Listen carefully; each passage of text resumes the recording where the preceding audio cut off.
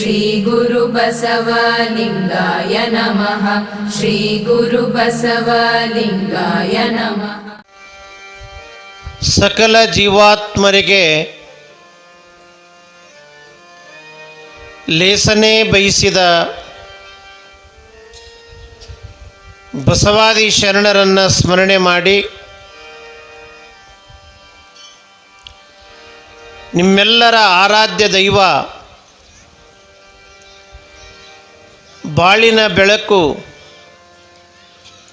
ಶ್ರೀ ಮೂಕಸಿದ್ದೇಶ್ವರ ದೇವಸ್ಥಾನದ ಪವಿತ್ರವಾದ ಪ್ರಾಂಗಣದಲ್ಲಿ ಹಮ್ಮಿಕೊಂಡಿರುವಂಥ ಪುರಾಣ ಇಷ್ಟಲಿಂಗ ಸಾಮಾನ್ಯವಾಗಿ ಲಿಂಗಾಯತರಾದವರು, ವೀರಶೈವರಾದವರು ಹೆಣ್ಮಕ್ಕಳಿರಲಿ ಗಂಡ್ಮಕ್ಕಳಿರಲಿ ಗುರುವಿನ ಮುಖಾಂತರ ಆ ಲಿಂಗವನ್ನು ಇಷ್ಟಲಿಂಗವನ್ನು ನೀವು ಕಟ್ಟಿಕೊಂಡಿರ್ತೀರಿ.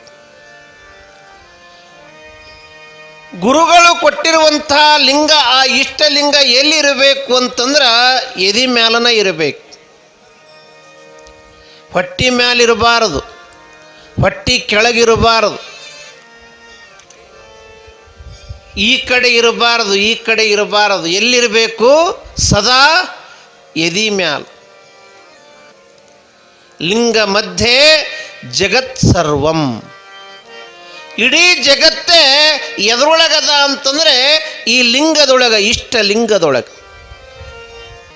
ಅದಕ್ಕೆ ಬಸವಣ್ಣವರು ಮಹಾಮನೆಯೊಳಗೆ, ಅವರ ಮಹಾಮನೆಯೊಳಗೆ, ಅರಮನೆಯೊಳಗೆ ಬರಬೇಕು ಅಂದ್ರೆ ಇದನ್ನು ಕಟ್ಕೊಂಡಿರ್ಬೇಕು. ಸಾಮಾನ್ಯ ನೇಮ ಮಾಡಿದ್ರು, ಸಾಮಾನ್ಯ ನೇಮ ಮಾಡಿದ್ರು. ಅರಮನೆಯೊಳಗೆ ಹೋಗಬೇಕು ಅಂದ್ರೆ ಇದು ಇರಬೇಕು. ಅಂದರೆ ಬಸವಣ್ಣನವರ ದೂರದೃಷ್ಟಿ ಏನಿತ್ತು ಅಂದರೆ ಎಲ್ಲರೂ ಅವರಂಗಾಗಬೇಕು, ಬಸವಣ್ಣವರಂಗಾಗಬೇಕು, ಲಿಂಗವಂತರಾಗಿ ನಿರ್ಮಾಣ ಮಾಡಬೇಕು ಅನ್ನುವಂಥ ಉದ್ದೇಶವನ್ನಿಟ್ಟುಕೊಂಡು ಬಸವಣ್ಣವರು ಏನು ಮಾಡಿದ್ರು ಅಂದರೆ ತಮ್ಮ ಮಹಾಮನೆಯ ಬಾಗಿಲ ಮೇಲೆ ಒಂದು ಬೋರ್ಡ್ ಹಾಕಿದ್ದು. ಏನಂತ ಬೋರ್ಡ್ ಹಾಕಿದ್ರು ಅಂದ್ರೆ ಬೇಡಿದವರಿಗೆ ಬೇಡಿದ್ದನ್ನು ಕೊಡ್ತೀನಿ ಅಂತ ಬೋರ್ಡ್ ಹಾಕಿದ್ದು. ಬೇಡಿದವರಿಗೆ ಬೇಡಿದ್ದನ್ನು, ಯಾರಿಗೇನು ಬೇಕು ಒಳಗೆ ಹೋಗಿ ಕೇಳಬೇಕು, ಕೊಟ್ಟು ಬಿಡಬೇಕು. ಬೇಡುವಾತ ಜಂಗಮನಲ್ಲ, ಬೇಡಿಸಿಕೊಂಬಾತ ಭಕ್ತನಲ್ಲ ಅನ್ನುವ ಮಾತಿಗೆ ತಕ್ಕ ಬಸವಣ್ಣನವರು ಬೋರ್ಡ್ ಹಾಕಿದ್ದು. ಬೇಡಿದವರಿಗೆ ಬೇಡಿದ್ದನ್ನು ಕೊಡ್ತೀವಿ. ಬಸವಣ್ಣನವರ ಮಹಾಮನಿ ಮುಂದೆ ಒಬ್ಬ ಕಳ್ಳ ಹಾದು ಹೊರಟಿದ್ದು. ಕಳ್ಳತನನೇ ಸರ್ವಸ್ವ ಮಾಡಿಕೊಂಡಿದ್ದು.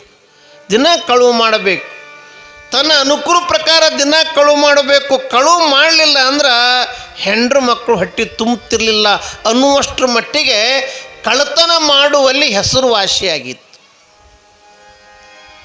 ಅಂಥ ಮಹಾಕಳ್ಳ ಮಹಾಮನಿ ಮುಂದೆ ಹಾದು ಹೋಗುವಾಗ ಹಿಂಗೆ ನೋಡೋದನ್ರಿ. ಏನು ನೋಡ್ದ ಅಂದ್ರೆ ಬೋರ್ಡ್ ನೋಡ್ದ. ಬೋರ್ಡ ಬೇಡಿದವರು ಬೇಡಿದ್ದನ್ನು ಕೊಡ್ತೀನಿ ಅಂತ ಬೋರ್ಡ್ ನೋಡ್ದ. ನೋಡಿ ಮುಂದೆ ಹೋಗಲಿಲ್ಲ, ನಿಂತನ್ರಿ ಕಳ್ಳ. ನಿಂತು ಬಿಟ್ಟ. ಯಾಕೆ ನಿಂತ ಅಂದರೆ, ಎದರ ಸಲುವಾಗಿ ನಿಂತ ಅಂದರೆ, ಎಷ್ಟು ದಿವಸ ಹಿಂಗೆ ಕಳುವು ಮಾಡೋದು, ಎಷ್ಟು ದಿವಸನ ಹಿಂಗೆ ಕಳುವು ಮಾಡೋದು. ಬರೀ ಬೋರ್ಡ್ ನೋಡಿನೇ ಕಳ್ಳನ ಮನಸ್ಸು ಹಿಂಗೆ ಹದ ಆಗಕ್ಕತ್ತಲ್ಲ. ಎಷ್ಟು ದಿವಸನ ಹಿಂಗೆ ಕಳುವು ಮಾಡೋದು. ಇವತ್ತಿಲ್ಲ ನಾಳೆ ಸಿಕ್ಕೆ ಅಂದರೆ ಮಾನಹರಣ ಆಗ್ತದೆ, ದಂಡ ಆಗ್ತದ. ದಂಡದ ಜೊತೆಗೇ ನನಗೆ ಶಿಕ್ಷೆ ಆಗ್ತದ. ಈ ಮೂರೂ ತಿಳಿತದ ಅವನಿಗೆ, ಕಳ್ಳನಿಗೆ. ಇನ್ನು ಒಳಗೆ ಹೋಗಿಲ್ಲ. ಬಸವಣ್ಣನವರ ಮಹಾಮನಿ ಮುಂದೆ ಹಾಕಿರುವಂಥ ಬೋರ್ಡ್ ನೋಡಿನೇ ಈ ಮೂರು ವಿಷಯ ತಿಳಿತದ. ಮಾನಹರಣ ಆಗ್ತದ, ದಂಡ ಆಗ್ತದ, ಶಿಕ್ಷೆ ಆಗ್ತದ. ಪುಣ್ಯಾತ್ಮ ಬಸವಣ್ಣ ಬೇಡಿದವರೆಗೆ ಬೇಡಿದ್ದನ್ನು ಕೊಡ್ತೀನಿ ಅಂತ ಬೋರ್ಡ್ ಹಾಕಿ ನನ್ನ ಮ್ಯಾಲ ನನಗೇನು ಬೇಕು ಅಷ್ಟು ಬೇಡಿ ಪಡೆದ್ರೈತಲ್ಲ ಅಂತ ಬಸವಣ್ಣನವರ ಮಹಾಮನೆಯೊಳಗೆ ಹೊಂಟನ್ರಿ. ಸಾವಿರಾರು ಜನ ಹೋಗ್ತಿದ್ರು ಬರ್ತಿದ್ರು ಅಂಥದ್ರೊಳಗೆ ಇವನು ಹೊಂಟ. ಬಾಕಲದೊಳಗೆ ಹೆಬ್ಬಾಗಲದೊಳಗೆ ಹಾದು ಹೋಗುವಾಗ ಬಾಕ್ಲ ಕಾಯೋರು ಅಕ್ಕಡೊಬ್ಬರು ನಿಂತಿದ್ದರು, ಗಟ್ಟುಳ್ಳವರು. ಎಲ್ಲರೂ ಹೋಗುವಂಗ ಕಳ್ಳ ಹೋಗ್ತಿದ್ದ, ಬಾಕ್ಲ ಕಾಯೋರು ರಟ್ಟಿ ಹಿಡಿದ್ರು, ಕಳ್ಳನ ರಟ್ಟಿ ಹಿಡಿದ್ರು. ಯಾಕಂತ ಕೇಳದೇವ, ಒಳಗೆ ಹೋಗಬೇಕು ಅಂದರೆ ಬಸವಣ್ಣನವರ ಮಹಾಮನೆಯೊಳಗೆ ಹೋಗಬೇಕು ಅಂದರೆ ಇದು ಇರಬೇಕು ಅಂತ ಹೇಳಿದ್ರು ಅವರು. ಬಾಕ್ಲ ಕಾಯೋರು ಅವ್ರು ಕಟ್ಕೊಂಡಿದ್ರು, ಅವ್ರು ಇಷ್ಟಲಿಂಗ ಕಟ್ಕೊಂಡಿದ್ರು. ಒಳಗೆ ಹೋಗ್ಬೇಕಾದ್ರೆ ಇದು ಇರಬೇಕು, ಇದ್ರನ್ನೇ ಒಳಗೆ. ಇದು ಸಾಮಾನ್ಯ ನೇಮ ಮಾಡಿದ್ರು ಬಸವಣ್ಣವ್ರು. ಕಳ್ಳ ಅಂದ ಒಳಗೆ ಹೋಗಬೇಕಾದ್ರೆ ಇದು ಇರಬೇಕು ಅಂದ್ರೆ ಕಟ್ಕೊಂಡು ಬರಬೇಕಲ್ಲ ಅಂತ ಬಂದನ್ರಿ ಹೊರಗೆ. ಕಳ್ಳ ಕಟ್ಕೊಂಡು ಬರಬೇಕು, ಕಟ್ಕೊಂಡು ಬಂದನ್ನೇ ಒಳಗೆ ಬಿಡ್ತಾರ. ನನಗೆ ಏನು ಬೇಕು ಎಲ್ಲ ಬೇಡಿ ಪಡೆದ್ರೈತಲ್ಲ ಅಂತ ಹೊರಗೆ ಬಂದು ಏನು ಮಾಡ್ದ ಅಂದ್ರೆ ಗುಂಡು ಬದನೆಕಾಯಿ ತಗೊಂಡ. ಉದ್ದಂದಲ್ರಿ, ಗುಂಡು ಬದನೆಕಾಯಿ ಬಿಳಿ ಅರಿವಿ ಒಳಗೆ ಸುತ್ತದನ್ರಿ, ಅದು ಕಟ್ಟುದು. ಬಿಳಿ ಅರಿವಿ ಒಳಗೆ ಸುತ್ತಕೊಂಡು ಕೊಳ್ಳಾಗ ಕಟ್ಕೊಂಡು ಬಂದನ್ರಿ. ಬಾಕಲ ಕಾಯೋರು ನೋಡಿದ್ರು ಬರೋಬರಿ ಕೊಳ್ಳಾಗೆ ಇಷ್ಟಲಿಂಗ ಕಟ್ಕೊಂಡು ಬಂದಾನ ಅಂತ ಬಿಟ್ಟರು.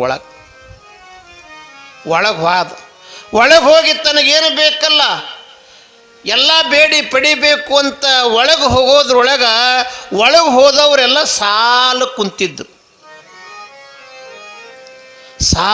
ಕುಂತಿದ್ದು. ಆ ಸಾಲಿನೊಳಗೆ ಈ ಕಳ್ಳ ಹೋಗಿ ಕುಂತ. ಎಡಕ ಬಲಕನವರು ಕಳ್ಳ ಕೇಳದ, ಯಾಕೆ ಕೂತ್ಕೊಂಡಿರಿ? ನಮಗೇನು ಬೇಕು ಅದು ಬೇಡಿ ಪಡ್ಯಾಕೆ ಬಂದೀವಿ. ಹೌದಲ್ಲ, ನಾನು ಅದಕ್ಕೆ ಬಂದೀನಿ ಅಂದಗಳೇ ಬಸವಣ್ಣವರು, ಬಸವಣ್ಣನವರ ಧರ್ಮ ಪತ್ನಿ ನೀಲಮ್ಮನವರು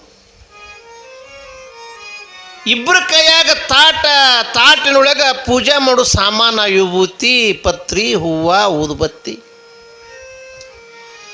ಯಾರಿಗೆ ಏನೇನು ಬೇಕು ಎಲ್ಲರಿಗೂ ಕೇಳಿ ಬಸವಣ್ಣವರು ಕೊಡುವ ಪೂರ್ವದಲ್ಲಿ ಮೊದಲು ಏನು ಮಾಡ್ತಿದ್ರು ಅಂದ್ರೆ ಹೊಟ್ಟೆ ತುಂಬ ಉಣಿಸ್ಬೇಕು. ಉಣಿಸೋದ್ರೊಳಗೆ ಬಹಳ ಮುಂದಿದ್ರು ಬಸವಣ್ಣವರು, ಬಹಳ ಮುಂದಿದ್ರು. ಉಣಿಸೋದ್ರೊಳಗಿರುವಷ್ಟು ಆನಂದ, ಉಣಿಸೋದ್ರೊಳಗಿರುವಷ್ಟು ಸಂತೋಷ, ಉಣಿಸೋದ್ರೊಳಗಿರುವಂಥ ಹಿಗ್ಗ ಮತ್ತು ಯಾವುದ್ರೊಳಗೂ ಇಲ್ಲ. ಉಣಿಸೋದ್ರೊಳಗೆ ಆನಂದ, ಅದನ್ನು ಬಸವಣ್ಣವರು ಯಾರಿಗೇನು ಬೇಕು ಅದನ್ನು ಕೊಡೋದಕ್ಕಿಂತ ಪೂರ್ವದಲ್ಲಿ ಬೇಡಬೇಕಿದ್ದೆಲ್ಲ ಅಡುಗೆ ಮಾಡಿ ಉಣಿಸೋದು. ಅದಕ್ಕಾಗಿ ಎಲ್ಲರಿಗೂ ಸಾಲಾಗಿ ಕುಡಿಸಿದ್ರು. ಆ ಸಾಲಿನೊಳಗೆ ಕಳ್ಳ ಕೂತ್ಕೊಂಡಿದ್ದು. ಉಣಿಸೋದಕ್ಕಿಂತ ಮೊದಲ ಇನ್ನೊಂದು ಮಾಡ್ತಿದ್ರು ಬಸವಣ್ಣವರು, ನೀಲಮ್ಮನವರು. ಏನು ಮಾಡ್ತಿದ್ರು ಅಂದರೆ ಸಾಲಾಗಿ ಕುತ್ಕೊಂಡವರು ಕೊರಳಾಗಿರುವಂಥ ಲಿಂಗ ಅವರವರ ಅಂಗೈ ಒಳಗೆ ಹಿಂಗೆ ಹಿಡ್ಕೊಂಡು ಕೊಡಬೇಕು. ತಮ್ಮ ಆನಂದಕ್ಕೋಸ್ಕರ ಆ ಲಿಂಗಯ್ಯನ ಪೂಜೆಯನ್ನು ಮಾಡ್ತಾ ಬರ್ತಿದ್ರು ಅವರು. ಪೂಜೆ ಆದಮೇಲೆ ಉಣಿಸೋದಾದಮೇಲೆ ಯಾರ್ಯಾರಿಗೆ ಏನು ಬೇಕು ಅದನ್ನು ಕೊಡೋರು. ಇದು ನಿತ್ಯ ಅರಮನೆ ಒಳಗೆ ನಡೆಯುವಂಥ ಪ್ರಕ್ರಿಯೆ. ಅವರು ಪೂಜೆ ಮಾಡ್ಕೊಂತ ಬಂದರು. ಪಾಳೆ ಕಳ್ಳಂದು ಬಂತು ನೋಡ್ರಿ. ಯಾರ್ದು ಬಂತು ಪಾಳೆ? ಕಳ್ಳಂದು. ಎಲ್ಲರೂ ತಮ್ಮ ಇಷ್ಟಲಿಂಗ ಅಂಗೈ ಒಳಗೆ ಇಟ್ಕೊಂಡು ಕುಂತ್ರೆ ಕಳ್ಳ ಮಾತ್ರ ಹಂಗಾಗಿ ಕುಂತಿದ್ದ. ಯಾಕೆ ಕುಂತಿದ್ದ ಅನ್ನೋದು ನಿಮಗೆ ಗೊತ್ತದ. ಅವನು ಪಾಳೆ ಬಂಧುಗಳನ್ನೇ ಬಸವಣ್ಣವರು ಕೈ ಮುಗಿದ್ರು, ತಮ್ಮ ಲಿಂಗಯ್ಯನನ್ನು ಇಷ್ಟಲಿಂಗಯ್ಯನನ್ನು ತೆಗೀರಪ್ಪ. ಕಳ್ಳ ನಾ ಎಲ್ಲ ಮಾಡ್ಕೊಂಡು ಬಂದೀನಿ ರೀ ಅಂದ. ಪೂಜೆ ನಾ ಎಲ್ಲ ನೀವು ಮಾಡ್ಕೊಂಡು ಬಂದಿರಬೇಕು. ನಿಮ್ಮ ಲಿಂಗಯ್ಯನ ದರ್ಶನ ನನಗಾಗಬೇಕು, ನಾವು ಪೂಜೆ ಮಾಡಬೇಕಾಗ್ಯದ, ಅದಕ್ಕೆ ತೆಗೀರಿ ಅಂದಾಗ ಇವ್ರು ಬಿಡಂಗೆ ಕಾಣಂಗಿಲ್ಲ ಅಂತ ಅನಿವಾರ್ಯ ಅಂತ ತಿಳಿದು ಕಳ್ಳ ಬಿಳಿ ಅರಿಬಿಯೊಳಗೆ ಏನು ಸುತ್ತಕೊಂಡಿದ್ನಲ್ಲ, ಏನು ಸುತ್ತಕೊಂಡಿದ್ದು?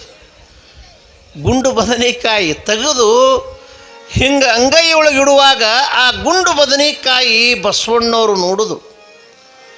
ನೋಡಿದಗಳೇ ಹಿಂಗೆ ಬಸವಣ್ಣವ್ರಿಗೆ ಪರಿಣಾಮ ಆಯ್ತಲ್ಲ, ಪೂಜೆ ಮಾಡೋ ತಾಟ ತಳಗಿಟ್ಟು ಪುಣ್ಯಾತ್ಮ ಎಲ್ಲರೂ ಲಿಂಗದೊಳಗೆ ಲಿಂಗ ಕಂಡ್ರೆ ನೀನು ಬದನೆಕಾಯಿ ಒಳಗೆ ಲಿಂಗ ಕಾಣುತ್ತಿ ಅಂದ್ರೆ ನೀನು ನನಕ್ಕಿಂತ ಭಾಳ ದೊಡ್ಡವ ಅಂತ ಅವನಿಗೆ ಕೈ ಮುಗಿದು. ನನಕ್ಕಿಂತ ನೀ ಭಾಳ ದೊಡ್ಡ, ನನಕ್ಕಿಂತ ನೀ ಬಹಳ ದೊಡ್ಡವ ಅಂತ ಕೈ ಮುಗಿಯುವಾಗ ಕಳ್ಳನ ಮನಸ್ಸು ಪರಿವರ್ತನೆ ಆಗ್ತದೆ, ಬದಲಾವಣೆ ಆಗ್ತದೆ. ಬಸವಣ್ಣನವರ ಭಕ್ತನಾಗ್ತಾನೆ ಆ ಕಳ್ಳ, ಬಸವಣ್ಣನವರ ಭಕ್ತ ಆಗ್ತಾನೆ. ಅಂಥ ಲಿಂಗವನ್ನು, ಇಷ್ಟಲಿಂಗವನ್ನು ಮುರುಳಾರಾಧ್ಯರು ಮಡಿವಾಳಪ್ಪನವರಿಗೆ ಕೊಡ್ತಾರೆ. ಅದಕ್ಕಾಗಿ ಈ ಇಷ್ಟಲಿಂಗ ನಿಮ್ಮ ನಿಮ್ಮ ಇಷ್ಟಾರ್ಥಗಳನ್ನು ಪೂರೈಸುವಂಥ ಲಿಂಗ ನೀವೆಲ್ಲರೂ ಕಟ್ಟಿಕೊಳ್ಬೇಕು.